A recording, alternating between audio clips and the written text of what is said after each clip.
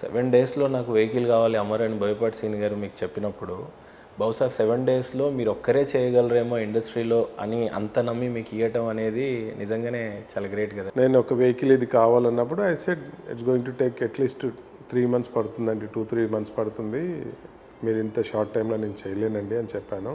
తప్పదు, ఇది మనకి ఇది షెడ్యూల్ అని అంటే ఇంకది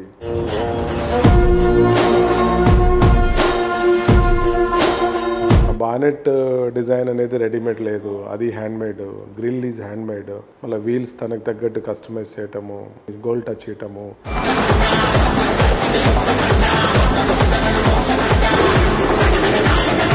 బోయపాటి గారితో మీకున్న అనుబంధం ఎలాంటిది అని అంటే ఏం చెప్తారు చెప్పండి. తన ఫస్ట్ సినిమా అక్కడి నుంచి అన్ని మూవీస్ మనమే డిజైన్ చేశాము. Sarrainodu, legend, Akhanda 1 and Akhanda 2.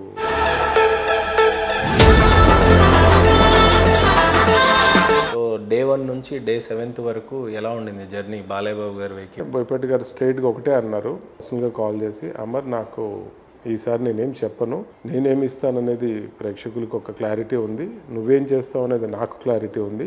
సృష్టికి ప్రతి సృష్టి అంటారు.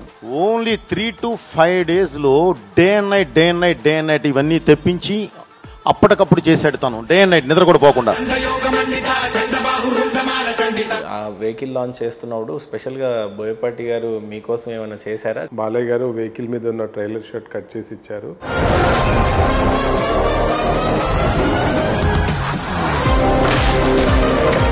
అసలు ఆ ఈవెంట్లో మిమ్మల్ని బోయపాటి గారు అంతా పొగడడం వెనుక ఉన్న కారణం ఏంటో చెప్పండి. నిజంగా కష్టపడింది ఏదైతే ఉంటుందో అక్కడి నుంచి అవుట్కమ్ వస్తుంది. జనక్ సమర్ అనేవాడు ఏది చేసినా బిగ్ సెటప్ ఉంటుంది. అది వెహికల్ అయినా, ఇదిగో ఇలాంటి స్టేజ్ అయినా.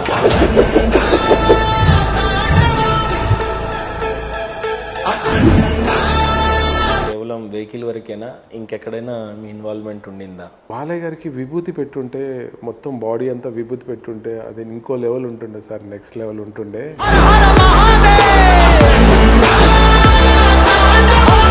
ఐ డోంట్ నో, నేను చెప్పటం, మేము డిస్కస్ చేయటం వల్ల అయిందో లేకపోతే స్టోరీ లైన్ వల్ల అలా అయిందో. మీకోసమే బోయపాటి గారు రావటం, మీ చేసినటువంటి ఈవెంట్లో మీకు దక్కినటువంటి గౌరవం అయితే నిజంగా hands off to you. Actually ఏం కావాలనుకున్నానో అది తీసుకొచ్చి మన ముందు పెట్టారు.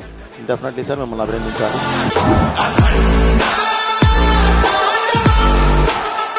కానీ ఏమైనా వెహికల్కి ముందు ఆ సింహం బొమ్మ కానీ, మీరు ఇచ్చినటువంటి ఎక్స్ట్రా ఫిట్టింగ్స్ కానీ, అసలు వెహికల్ని చూస్తే మాత్రం గూస్ బంప్స్. ఛాలెంజింగ్ టాస్క్ లా తీసుకొని, ఇంకా అది బోయపాటి గారు బాలయ్య గారికి దృష్టిలో పెట్టుకొని